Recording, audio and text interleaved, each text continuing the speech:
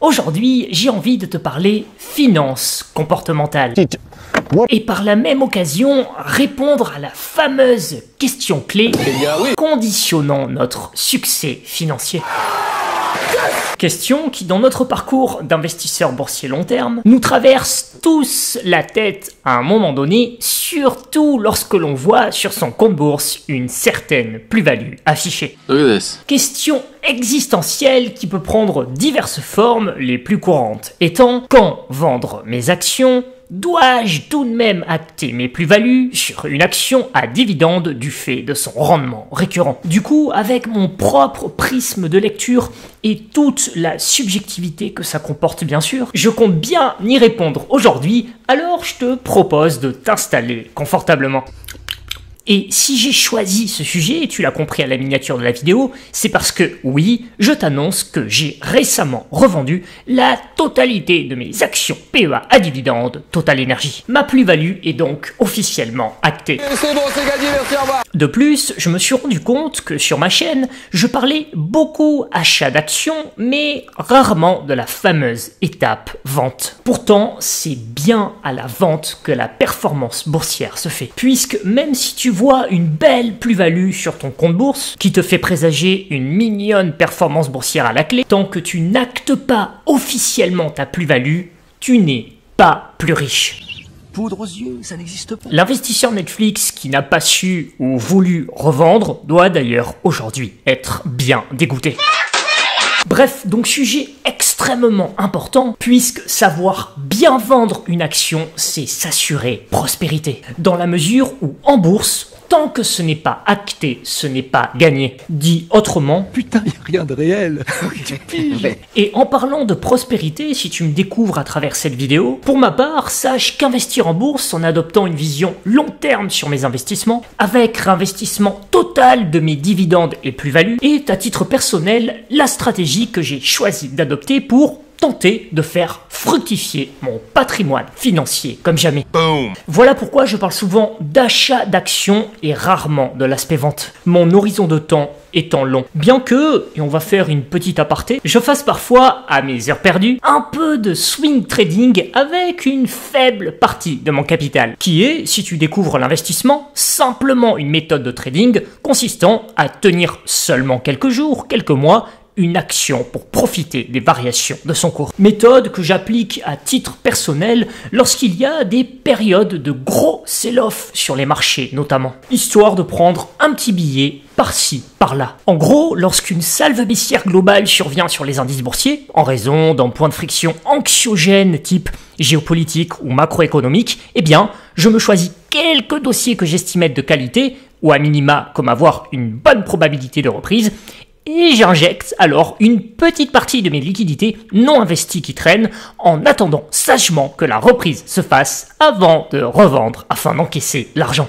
Bien évidemment sans aucun levier et hormis ma position swing sur les 31 actions LVMH revendues depuis pour en racheter et garder 10 seulement sur ma poche long terme, le plus souvent je fais du swing trading avec une toute petite partie de mon capital. Si jamais ça devait mal se passer pour moi et que le marché devait s'enfoncer encore bien plus. Et d'ailleurs, il n'y a pas forcément besoin de beaucoup de liquidités pour commencer à faire un peu d'argent. À titre d'exemple, je pense récemment à ma prise de position sur Boeing. Petit montant investi comme tu vois, acheté le 13 juin en 2 minutes à 112,08 €, revendu le 16 juin en 2 minutes aussi à 127,12 €.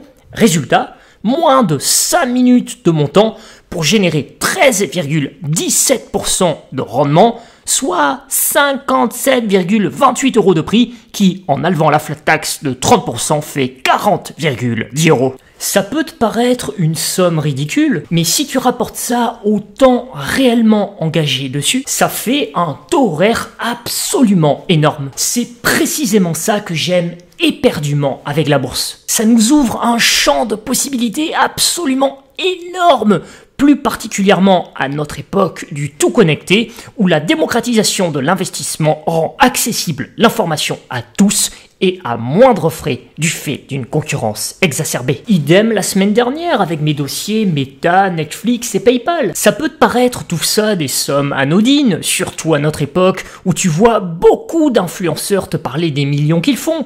Certes, ce ne sont pas des sommes énormes que je te montre là, mais c'est le message d'espoir qui est important derrière ça. Et c'est le suivant. Aujourd'hui, on peut littéralement faire sur une décision de 5 minutes, depuis ses toilettes, l'équivalent de ce que se fait en une demi-journée un chef de chantier d'un grand groupe du CAC 40 en train de trimer en plein soleil. Et prendre un billet de 50 € par-ci, par-là, je suis intimement convaincu qu'à partir du moment où l'on s'intéresse à la macroéconomie, la géopolitique, le fonctionnement des marchés boursiers, sans être un as du trading que je ne suis moi-même pas d'ailleurs, eh bien c'est à la portée de tous. Et c'est ce que je trouve fascinant à notre époque. À partir du moment où l'on s'intéresse à la chose, on a des outils extrêmement puissants, une démocratisation de l'information quasi gratuite pour faire d'où on veut un minimum d'argent rapidement.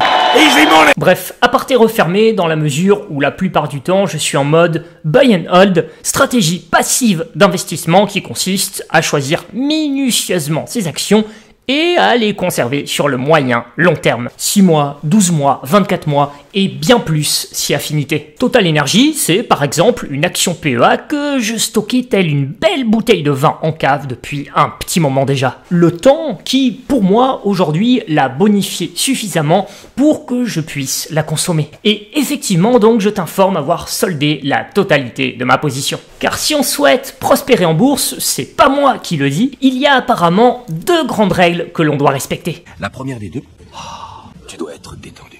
Et la deuxième, c'est savoir prendre ses gains ou ses pertes sur une action, peu importe qu'elle verse un dividende ou non. C'est pourquoi aujourd'hui on va parler finance comportementale pour illustrer ça, et je vais tâcher de répondre à cette fameuse question: quand vendre une action ?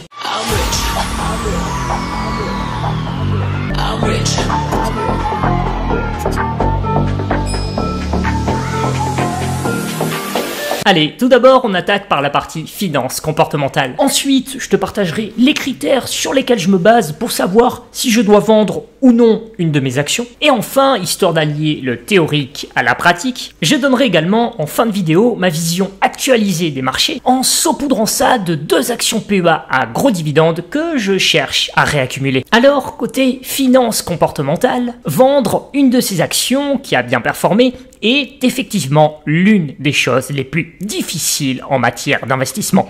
Tout d'abord, parce que comme dans une relation de travail ou de couple, se séparer d'une relation qui marche, c'est toujours compliqué. Même chose en bourse. Et puis, il y a un autre élément non négligeable et dont tu dois absolument avoir conscience. Nous sommes, en tant qu'humains, remplis de biais comportementaux, ce qui nous amène à prendre des décisions en fonction de nos émotions et de nos intuitions. Pour te la faire courte, nous sommes notre premier ennemi. En finance, un biais très courant est connu sous le nom d'aversion aux pertes et peut amener un investisseur à vendre, ou plutôt bazarder d'un seul coup lors d'une grosse baisse de marché, toutes ses positions construites sur des dossiers pourtant de grande qualité, sans se poser la moindre question raisonnée sur la pérennité des fondamentaux de la société sur le temps long. À titre d'exemple, durant les débuts du krach boursier de mars 2020, mon portefeuille a beaucoup souffert de ce biais. J'ai vendu du LVMH à environ 360 € que j'avais acheté pourtant 410 €, juste par l'activation de ce biais d'aversion aux pertes en voyant la panique sur les marchés.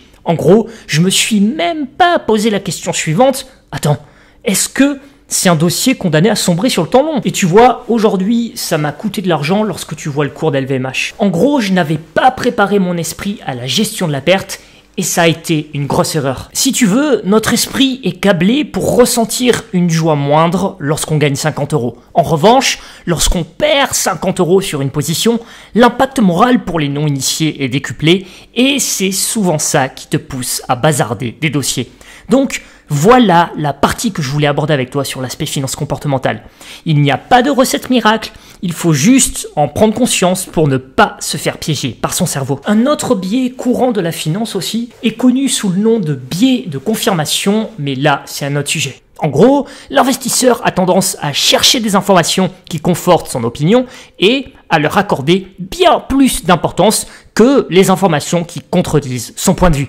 À titre d'exemple, lorsque tu envisages d'investir dans une action, tu as, c'est normal puisque c'est ce fameux biais que l'on a tous de base, souvent tendance à automatiquement prendre en considération les articles d'analystes qui confortent ta position. En gros, tu as même à la limite déjà pris ta décision d'investissement avant même de regarder différentes opinions. Et ce que tu cherches, ce n'est pas à confronter ton point de vue, c'est juste une illusion. Et ce biais de confirmation peut aussi inciter un investisseur à conserver une action trop longtemps. Le meilleur et triste exemple, c'est l'actionnaire Orange qui n'a jamais vendu. Pourtant, acter rapidement sa plus-value à l'époque aurait été la meilleure décision de sa vie, plutôt que de choisir de garder son action si longtemps. Mais on peut même pas se moquer, puisqu'à l'époque, tout laissait penser qu'une reprise de cycle haussier pouvait avoir lieu. Cette action évoluant dans un secteur en méga-trend avec la démocratisation de l'internet et de la téléphonie. Idem pour la thématique des semi-conducteurs. Les gros acteurs d'aujourd'hui ont mis plus de 20 ans à exploser,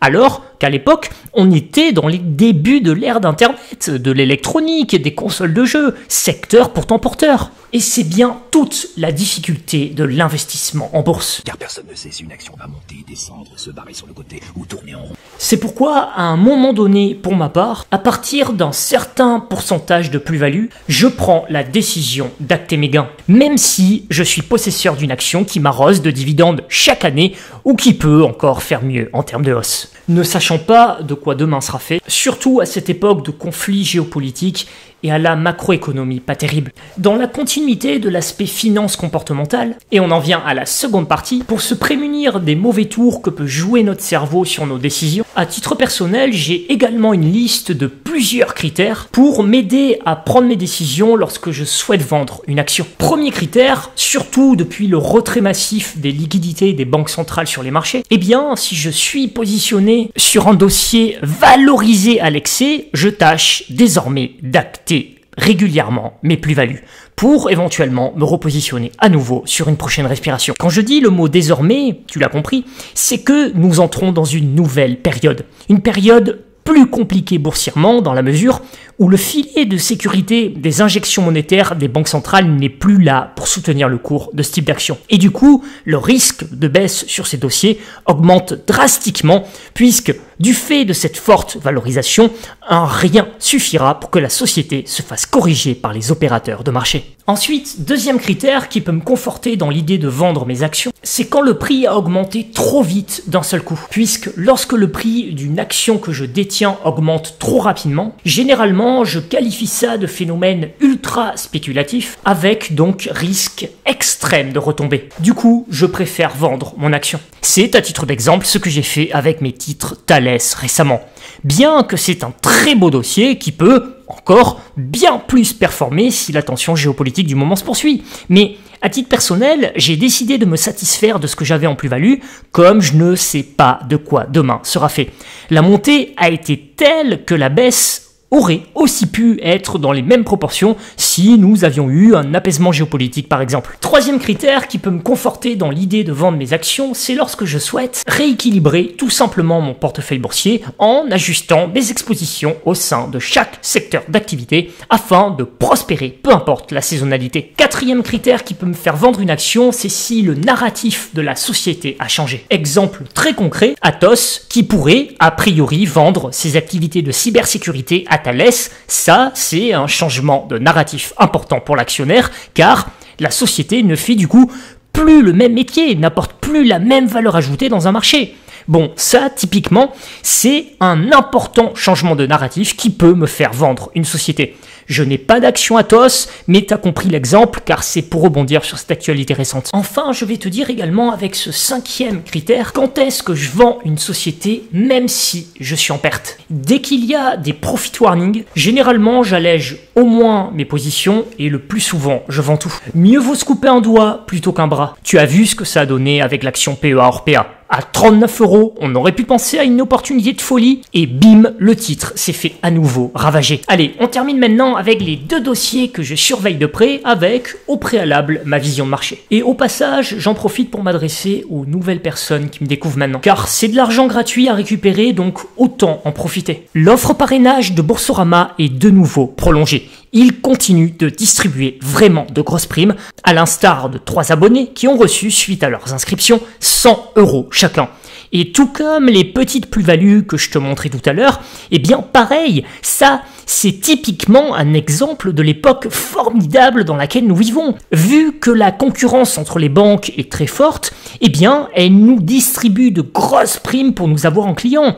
Donc, pour rappel, durant un temps limité, c'est jusqu'à 150 € d'argent gratuit à ton inscription sur Boursorama via mon code parrainage. Je précise, pas besoin d'ouvrir un PEA ou un compte titre chez eux si t'es ailleurs. Juste un compte courant suffit, après tu peux faire ce que tu veux de l'argent. Pour ma part, mon PEA est chez Boursorama, mais mon compte titre sur Trade Republic est de Giro. Donc, à la limite, ce que tu peux même faire, c'est ouvrir un compte courant pour encaisser l'argent et une fois cet argent reçu, le transférer chez ton courtier pour avoir des petites actions gratuites en guise de friandises. Allez, concernant ma vision de marché, aujourd'hui, je vois plus ces derniers jours comme un simple rebond technique. Et j'attends à la fois avec impatience et appréhension la prochaine publication des résultats des grosses sociétés cotées.